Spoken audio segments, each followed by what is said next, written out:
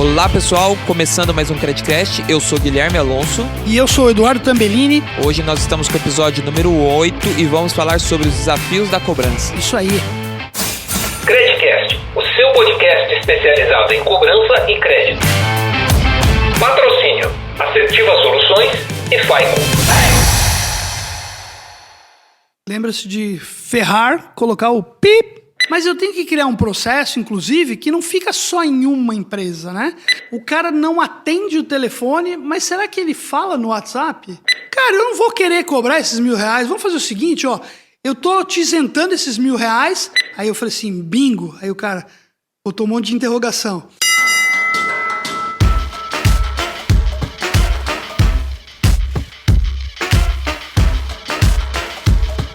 Vamos lá então, começando mais um. Tá pronto? Você tá pronto aí? Eu tô pronto, cara. E você? Ah, eu tô pronto também, porque aliás, hoje... eu já nasci pronto, eu costumo dizer isso. Aí sim, hein? Tambellini, ele fazia cobrança dentro da barriga da mãe dele, cara. Cara do céu, olha só. Né? Quero leite! Ah! Chorava alto. Tô brincando, vai, vamos lá. Voltando seriedade, né, agora. Continuando mais um Credcast aqui. Hoje a gente vai falar sobre desafios da cobrança, né? Esse é o último episódio da primeira temporada. Exatamente, tô ficando até triste já, cara. Isso, eu tô ficando triste também. Mas, pessoal, não fiquem preocupados, porque não quer dizer que é primeira temporada. A gente não é que nem Netflix, que vai lançar só ano que vem a próxima temporada. Às vezes daqui um mês já tem outra temporada já. A gente quer fazer igual a La Casa de Papel, que já lança 2 de uma vez, quem sabe, né? Lança, vai lançar um monte aí, vamos ver. Mas é claro, pra gente continuar lançando, você precisa dar o feedback pra gente aí que você tá gostando ou não, compartilhando com seus amigos, porque isso pra gente é super importante pra gente continuar crescendo esse canal. E pessoal, continuando também, acho que a gente não falou em outros episódios, mas tem dicas super legais aqui pra você acompanhar. Por exemplo, o canal da Assertiva, que é um dos nossos patrocinadores no YouTube, você pode colocar Assertiva Soluções, você vai ver lá o canal do YouTube. Tem muito conteúdo legal sobre cobrança, sobre como você localizar o devedor, sobre quais são as tecnologias utilizadas no momento da cobrança, o que é análise de crédito e assim por diante. E também tem o canal Tabelando com Tambellini também no YouTube. Conta um pouquinho aí. Exatamente. Esse é o canal que eu tenho no YouTube chamado Tabelando com o Tambellini, que o objetivo, né, o nome já diz, é a gente fazer uma tabela. Né? Então, eu já tive aí uma série de pessoas que me escreveram, pediram aí para que a gente falasse sobre temas específicos. E a ideia do canal é exatamente esse, temas sobre crédito, cobrança. Né? Se a gente quiser falar de algum assunto dentro desse processo, cobrança terceirizada, né? Comissionamento. Já tive demandas de não só um assunto, mas, putz, cara, queria que você falasse mais sobre comissionamento de cobrança terceirizada, né? Como é que é esse processo? Então, você procura esse canal, inscreva-se lá, né? Faça comentários sobre os vídeos, né? Me demande mais informação, inclusive, porque é assim que a gente faz com que esse negócio não pare e que a gente esteja sempre atualizado. Bom, também queria aproveitar e dizer também que a Faico, uma das nossas patrocinadoras, também tem aí nas redes sociais, a partir de você vai fazer uma pesquisa Faico, F-I-C-O, né, Fico, né, e vai também achar uma série de conteúdos, informações sobre o mercado, e não só apenas o mercado brasileiro, muita informação sobre analytics, sobre inteligência artificial, que é um negócio que está revolucionando o mundo, né, e que tem muito conteúdo a partir das redes sociais e dos canais que a Faico divulga informações. Legal, vamos lá, pessoal. Continuando aqui então, a gente vai falar sobre... A gente listou aqui de 4 a 5 desafios. É claro que durante o programa a gente acaba lembrando sempre de mais um, mas a gente vai falar os principais desafios de cobrança. O primeiro deles aqui, que eu acho que toda empresa deve ter, é localizar o devedor. A gente já falou em outros momentos aqui que para localizar o devedor, muitas vezes o problema não está nem na hora da cobrança. Às vezes o problema está lá no início, no crédito, no cadastro do cliente. No momento que o cliente chegou até você concedeu o crédito para ele, só que fez um cadastro todo errado, né, Tambellini? E aí já acaba ferrando todo o processo, né? Lembra-se de ferrar, colocar o pip, né? Sempre. Na, na, na, na, na, na.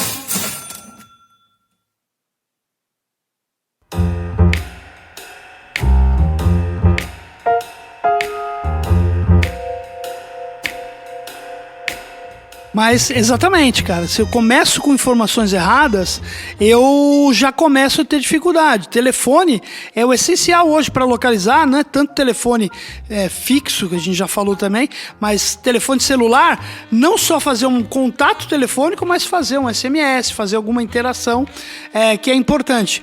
E como é que eu busco isso, né? A gente falou de localização, mas é importante a gente entender que nesse processo, né?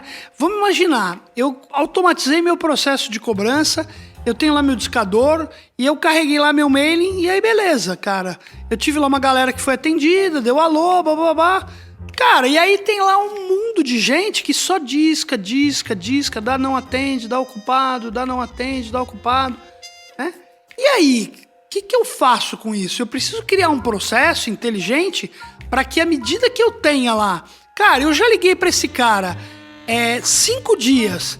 Tá, mas eu disquei de manhã, à tarde, no começo da noite. Ah, não, eu só liguei de manhã. Cara, então meu discador, meu control desk está fazendo algo que ainda não é o suficiente. Eu tenho que ter esgotado todas as possibilidades para aí sim chegar e falar, cara, esse cara não me atende, né? Esse cara não tá conseguindo, eu não consigo localizar ele, não consigo ter sequer um alô, né? Então, se eu não consigo ter um alô, isso já esgotei tentativas em dias diferentes, horários diferentes, é hora de eu startar um processo de localização, né? Chamar aí um birô de crédito, um birô de localização, né? A gente já falou da Assertiva, existem aí inúmeras outras empresas, mas eu tenho que criar um processo, inclusive, que não fica só em uma empresa, né? Muitas vezes eu posso criar um processo que fui na primeira empresa, a empresa me devolveu, esse telefone voltou para o meu processo de descagem. Ah, legal. Cara, voltou lá e pipocou de novo. Continuou dentro de um processo onde eu não consegui localizar o cliente.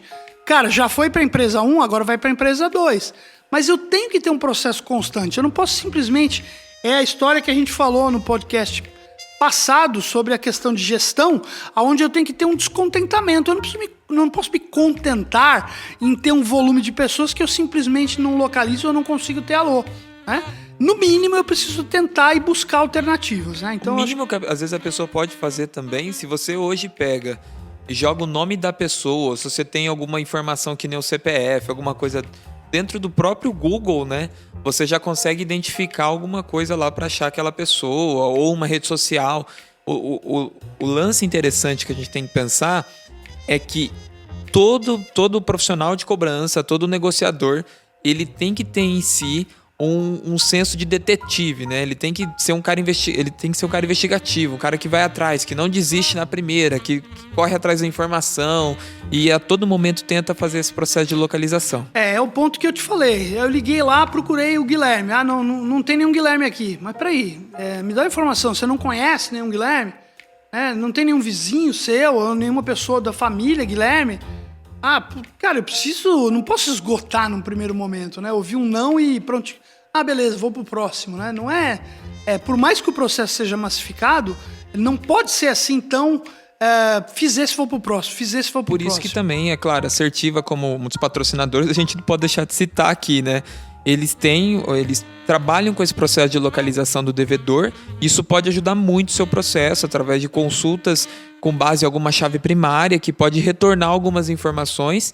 E claro, né, Tambellini, a gente já citou isso em outros programas, a gente sabe do desafio que é você ter o desafio da telefonia no Brasil, né? Que a gente já falou em outros momentos, a gente sempre aponta esse desafio em que as pessoas, por exemplo, uma mesma pessoa que no começo do ano estava com um determinado número de celular, no final do ano ela já está com outro e a vida que segue, e você tem que realmente se munir de informação para não ter aquilo que o Ederson, que estava em alguns episódios anteriores, falou, que é ter um cemitério de dados lá dentro da empresa. Isso aí. E aí a gente tem uma situação, né? Muitas vezes a questão o cara não atende o telefone, mas será que ele fala no WhatsApp?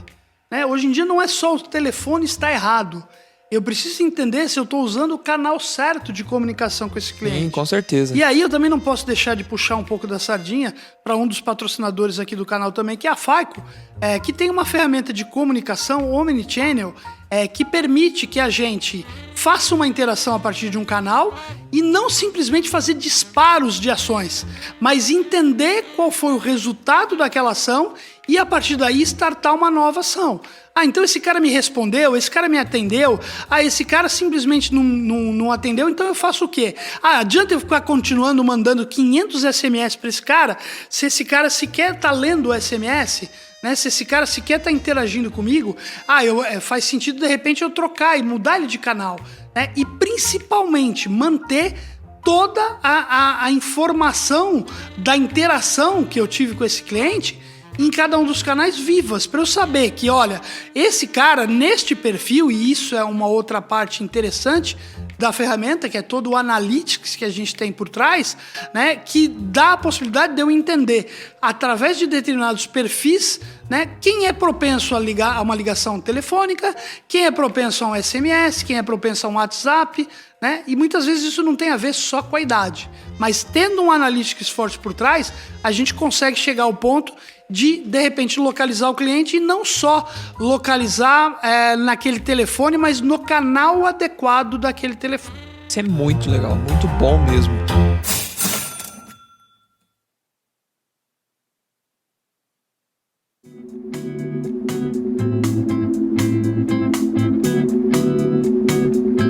Segundo desafio, vamos para ele agora? Vamos lá. Tá, localizei o devedor, já sei onde ele tá, sei qual que é o canal. Pô, agora eu tenho que competir pela atenção desse devedor. Lembrando que um devedor, muitas vezes, ele pode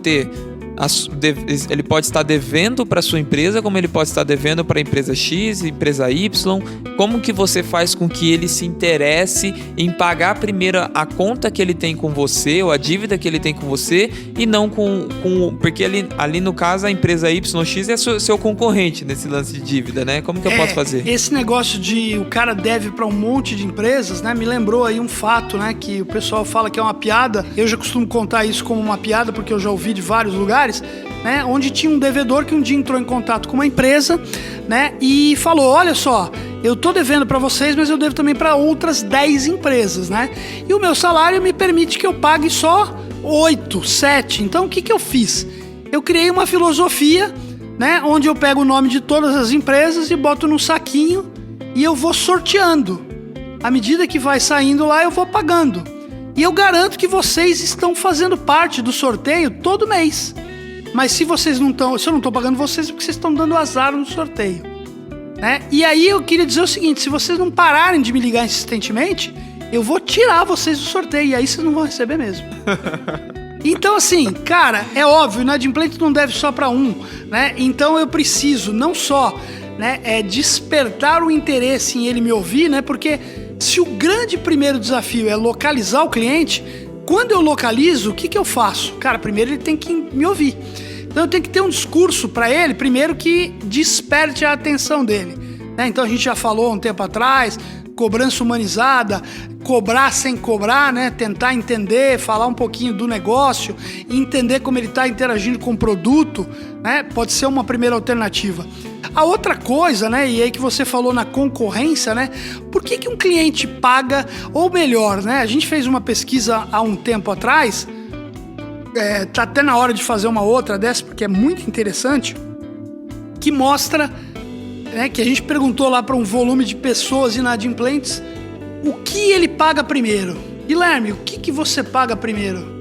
Com certeza aquilo, por exemplo, uma luz, uma água, coisas que eu não posso faltar no meu dia a dia, né? Então, e aí você já disse por que você paga, né? Uhum. Porque você não pode ficar sem luz, não pode ficar sem água. Depois de água e luz, o que você imagina que são as coisas que as pessoas mais vão pagar? Eu vou chutar, tá? Vai lá. Acho que pensando no mundo atual, acho que o pessoal não deixa de pagar a internet, por exemplo. Que mais? Essa pesquisa nossa é uma pesquisa de uns 4 anos aí pra trás. Eu lembro que a internet não era das primeiras situações, não. Mas eu não tenho dúvida que hoje em dia isso deve ter mudado bastante, né? Uhum. Porque só a gente sabe o que é ficar em casa, principalmente com criança, sem internet, sem TV a cabo, né? Não, como é que certeza, faz? Não dá, né? Não dá. Sobreviver com isso. Mas qual que era? Então, a gente tinha lá água, luz, aluguel, né? Porque a pessoa tem que morar em algum lugar também, né? E aí o cartão de crédito aparecia como 4º item, né? E aí fala, pô, mas... então é porque o brasileiro aprendeu, o cartão de crédito cobra muito juros, né? Não, cara, que cobra juros o quê? Quem é que sabe lidar com questão de juros, né?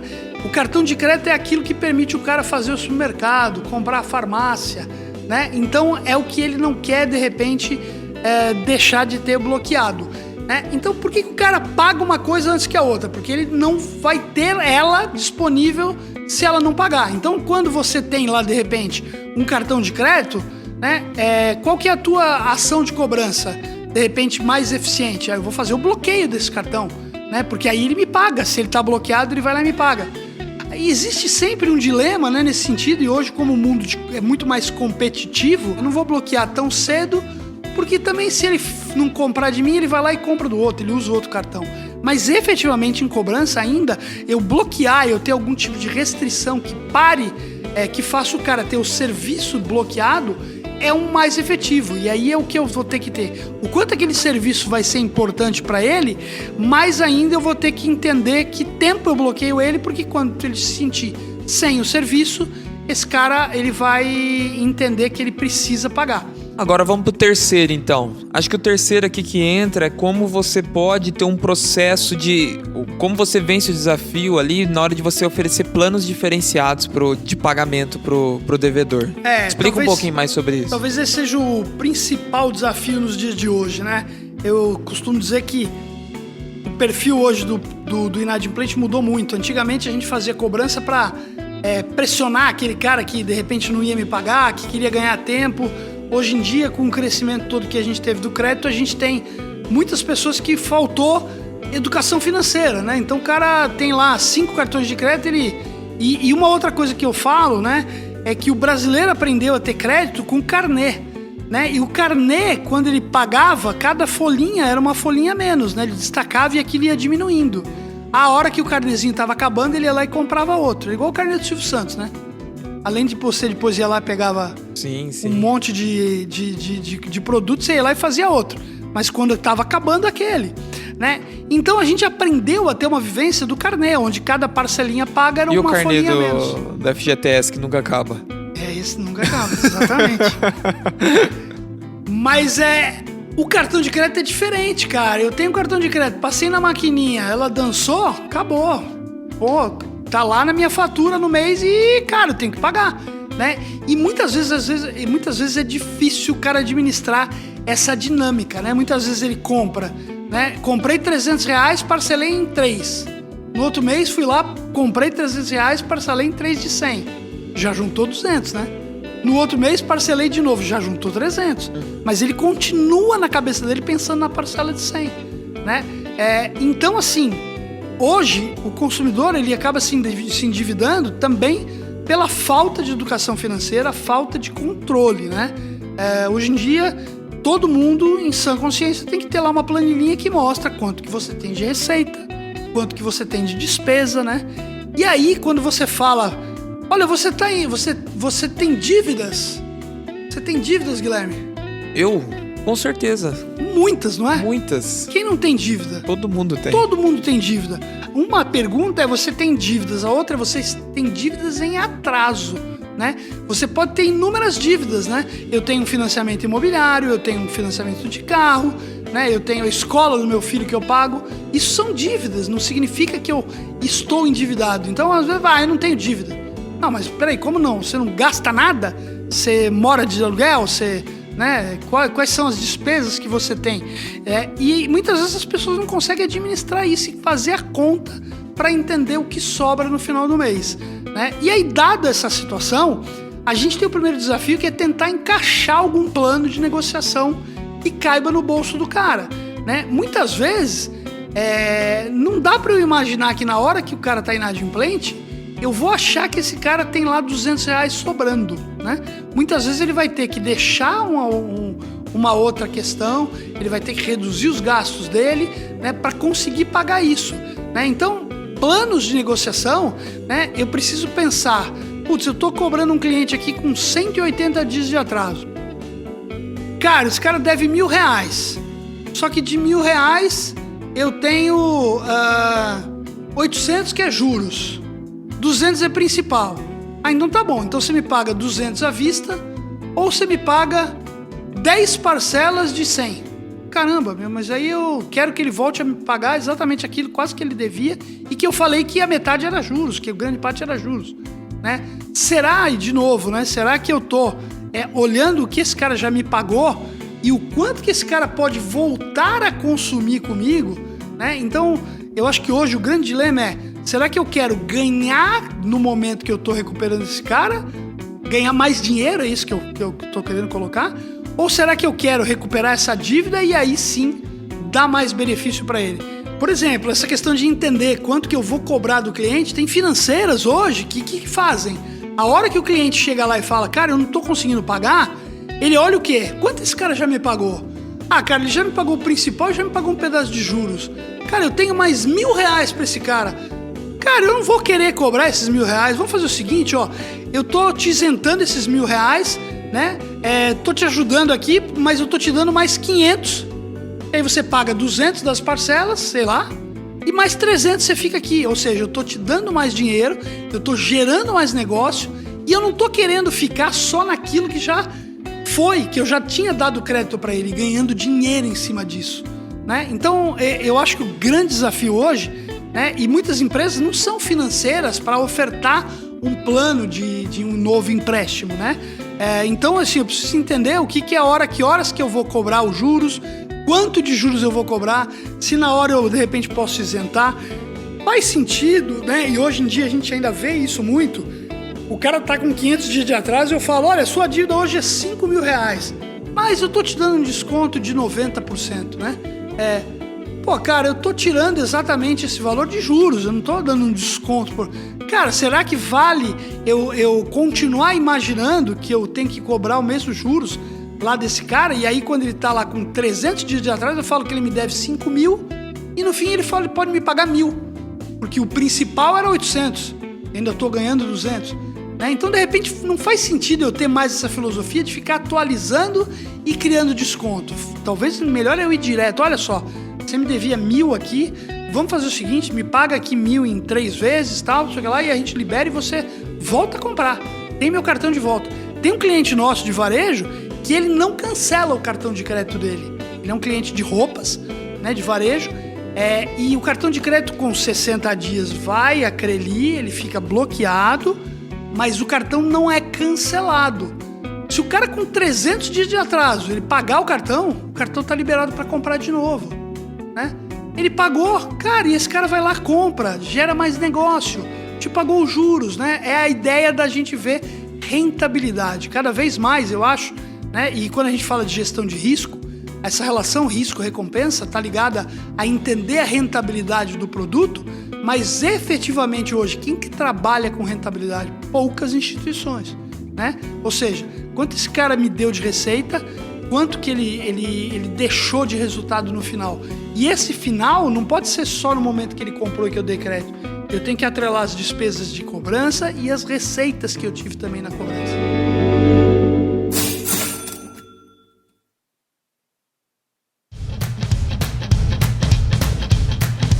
E agora acho que a quarta e última dica que a gente selecionou aqui, inadimplência por falhas processuais internas da própria empresa, né? Isso acontece, é um grande desafio também na cobrança. Né? E aí eu acho que não é só a falha, né? A gente pode ter realmente situações de falhas, mas eu tô vendo aí há alguns anos já, né? Desde lá de 2017, e eu sempre que falo isso, eu tendo a acertar.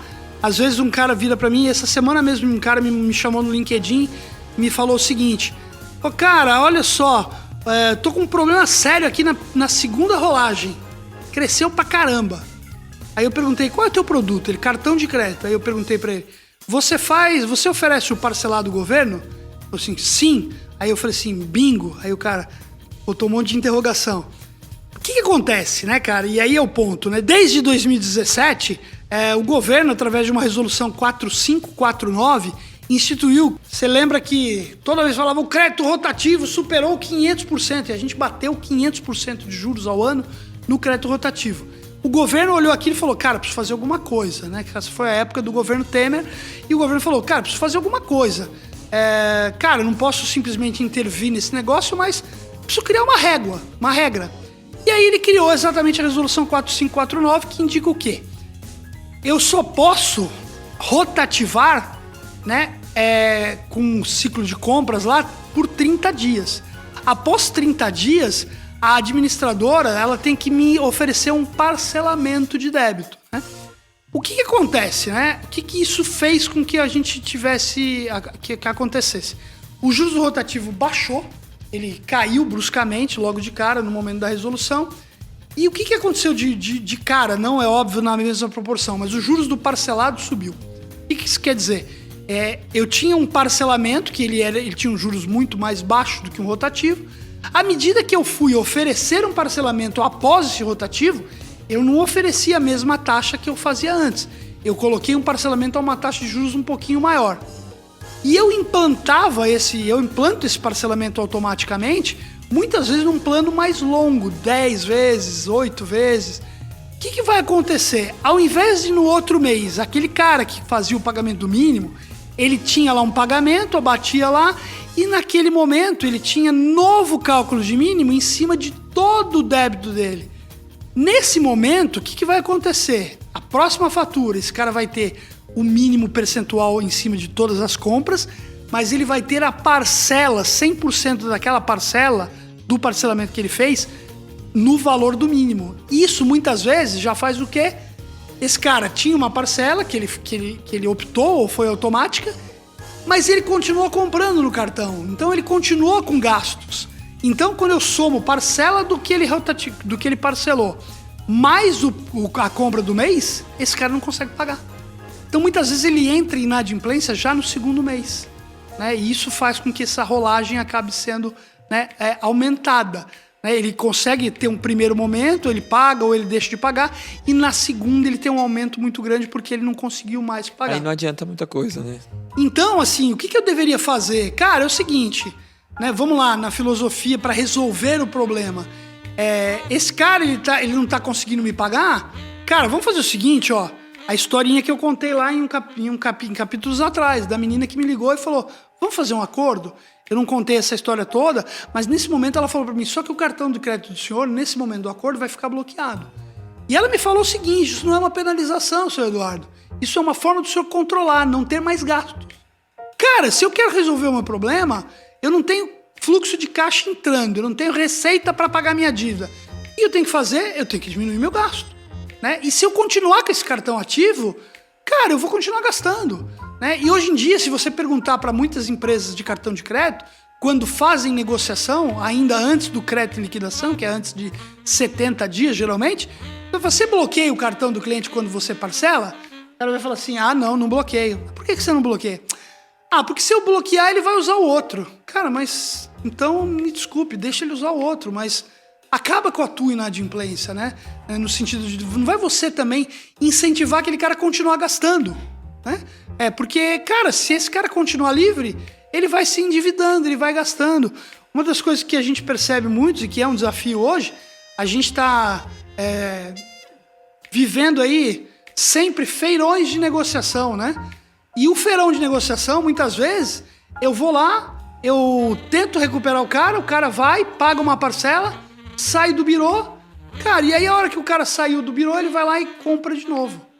Pô, cara, eu falei isso recentemente no meu canal, um vídeo que eu postei no meu canal falando de campanhas de recuperação, aonde eu falo, cara, eu sou o primeiro cara que defendo que o cidadão inadimplente não é o picareta, né? Se eu tô fazendo um acordo e eu, cidadão, sair lá do Serasa, da BVS, da SPC, seja lá de onde for, e aí já logo na hora que eu sair, eu vou, tô livre para comprar?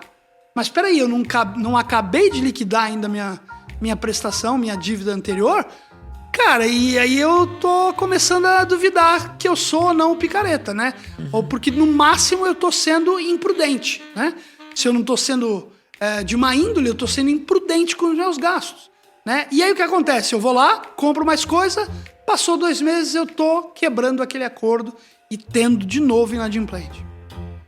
Então, acho que essa coisa do plano de como é que eu posso ofertar, né, e o quanto que eu tenho que disponibilizar algo positivo, né, quanto que esse cara está competindo com outros produtos, né, tudo isso é um grande desafio que a gente tem que empacotar da melhor forma para entregar algo. Porque no final das contas, Guilherme, quem é que tem o dom? Né? Quem é que traz a recuperação? A cobrança tem um papel muito importante, mas no fundo, se o cara falar, eu não tenho dinheiro, não vai pagar. Eu não tenho condições, ele não vai efetivamente pagar. Então, no momento, a palavra final está muito na hora do que o inadimplente vai dizer para você. Né? Ele tem ou não dinheiro, ele tem ou não a condição, e aí, para isso, você vai ter que ofertar uma condição que atenda às necessidades dele.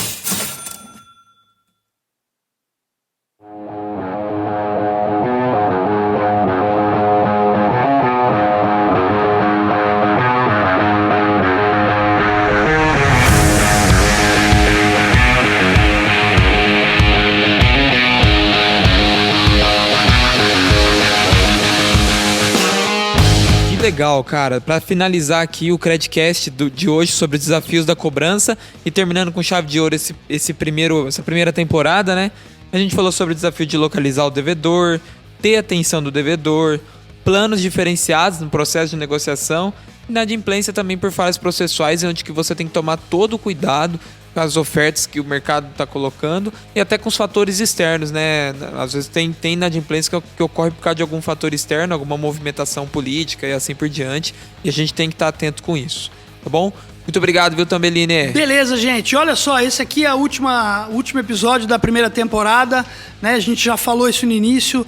Você que está nos acompanhando, né? Não fica triste que acabou, porque a gente está preparando mais conteúdo. Logo, logo vem a segunda temporada e você vai poder se livrar daquele trânsito terrível escutando a gente, né? Conhecendo um pouco mais sobre o seu negócio, tirando dúvidas, né? Interaja com a gente nas redes sociais, usando a hashtag Credcast, né? E compartilhando nas redes aí, pedindo temas específicos para a próxima temporada, tudo isso para que a gente possa continuar trazendo esse conteúdo para vocês. Muito legal. Não esquecendo também de agradecer os nossos patrocinadores, FICO e Assertiva Soluções.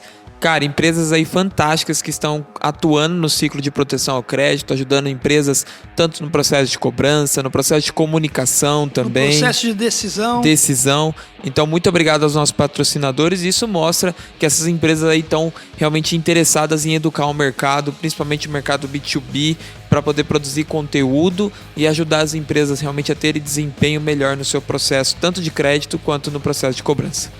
Valeu, gente. Até a próxima. Valeu, pessoal. Tchau, tchau.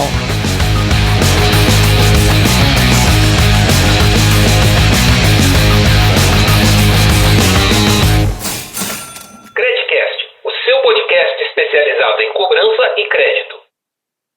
Patrocínio: Assertiva Soluções e FICO.